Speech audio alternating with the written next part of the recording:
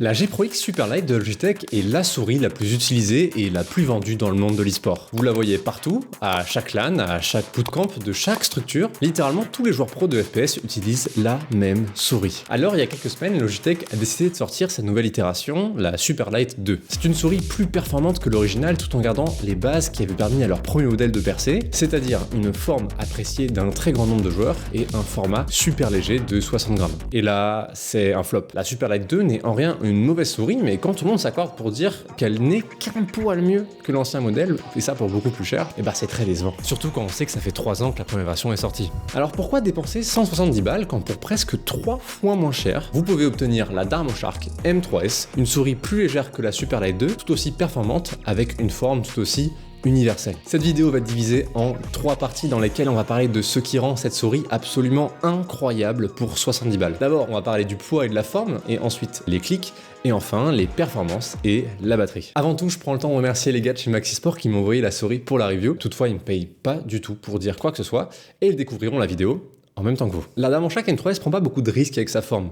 Elle reste très universelle et ira à énormément de gens. Elle est ni grosse ni petite et pas mal bombée à l'arrière. Vue de haut, elle a des courbes qui se profilent vers l'intérieur qui feront écho à tous ceux qui ont déjà testé la gamme Viper de chez Razer. Ça permet naturellement de la tenir dans un claw grip relativement chill, pas trop agressif pour le meilleur, je tendance à dire. Les premières heures que j'ai passées avec, justement, je la tenais dans un claw grip assez agressif comme je faisais avec ma X2 Mini, mais la M3S prend beaucoup trop de place dans la main pour ce genre de config. Et justement, ces courbes orientées vers l'intérieur sont là pour empêcher ce genre de mauvaises habitudes. Au lieu de la serrer avec l'entièreté de la paume et être assez tendue au niveau du pouce, la Darmoshark se laisse très bien tenir un petit peu plus en arrière, avec le pouce dans son creux, et avec l'arrière de la souris qui ne touche seulement la partie droite de la paume de la main. Dans cette config, on gagne en micro-ajustement parce que nos doigts reprennent un peu de contrôle sur le mouvement de la souris, et surtout notre main est beaucoup plus détendue sans qu'on perde forcément en stabilité. Personnellement, j'aurais quand même préféré que la Darmoshark M3S ait des clics un petit peu plus bas comme sur ma X2 Mini,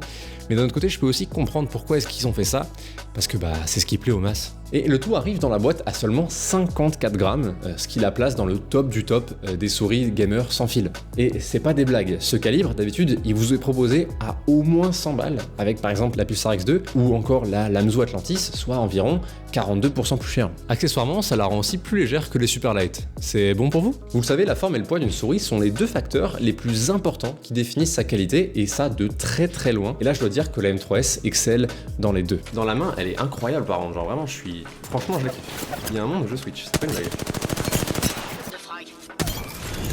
Un HP aise.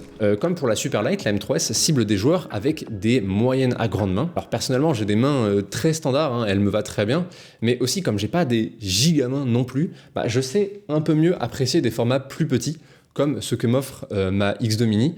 Un choix que j'aurais un peu plus de mal évidemment à recommander à des claw grippers avec des très grandes mains. Au niveau des clics, la M3S s'en sort aussi très bien. Elle utilise des TTC Gold, c'est des switches qui sont plutôt lourds et j'aurais aimé vraiment qu'ils soient plus légers. Bon, ça en vrai tant pis, on s'en fout, écoutez ça. Alors que la X2 c'est ça. Les clics sont plus aigus.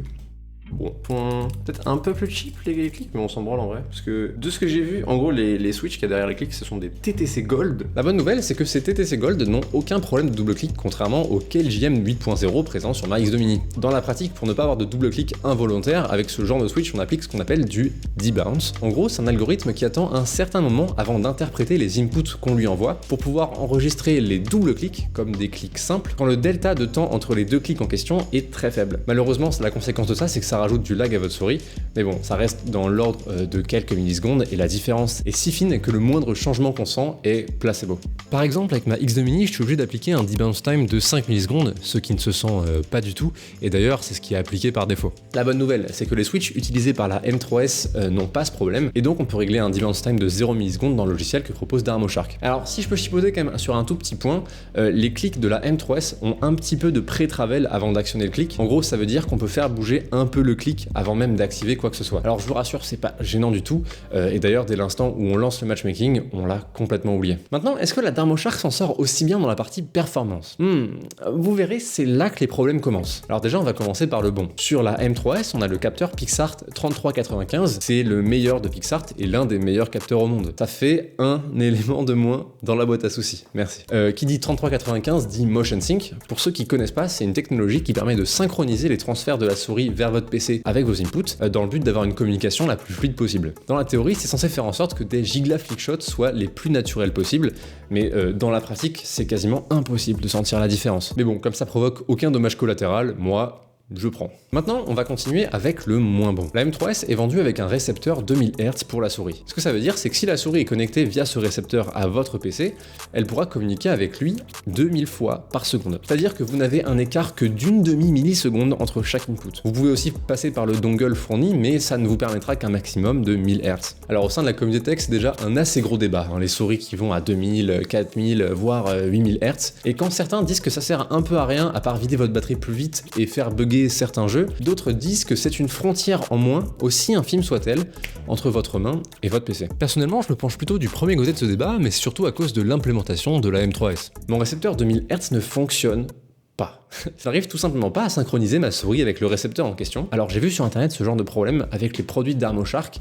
C'est assez random et j'ai pas vraiment vu de solution ou quoi que ce soit qui pourrait m'aider. Alors j'ai lu le manuel, j'ai installé le logiciel de Thermoshark, mais rien ne me permet de connecter, enfin en tout cas de réussir à la connecter en 2000 Hz. Et c'est pas plus mal en fait. Le dongle est très bien comme ça, on ne voit pas la différence entre une communication 1000 et 2000 Hz. Par contre, la batterie qui se vide beaucoup plus vite, ça se voit. Même sur papier, passer de 1000 à 2000 Hz de polling rate, ça ne diminue l'écart entre les inputs que de 0,5 millisecondes. Alors déjà là, c'est infime, mais en plus, couplé à mon écran là de 180 Hz, ça veut dire qu'au lieu d'avoir seulement 5 inputs par rafraîchissement, j'en ai 10-11. Alors dans la pratique, c'est complètement normal que ça soit imperceptible, parce qu'on avait déjà une latence minime à 1000 Hz, et en plus d'une énorme marge capteur souris et écran, à 2000 Hz c'est la même chose. Alors je vous conseille d'aller voir l'analyse d'Optimum qui a mené ce test grâce à une caméra en super slow-mo avec un écran à 540 Hz, et même dans ces conditions, RAS. Alors vous pouvez dormir sur vos deux oreilles. Les conséquences d'avoir sa souris qui meurt en pleine game faute d'avoir suffisamment de batterie sont infiniment plus importantes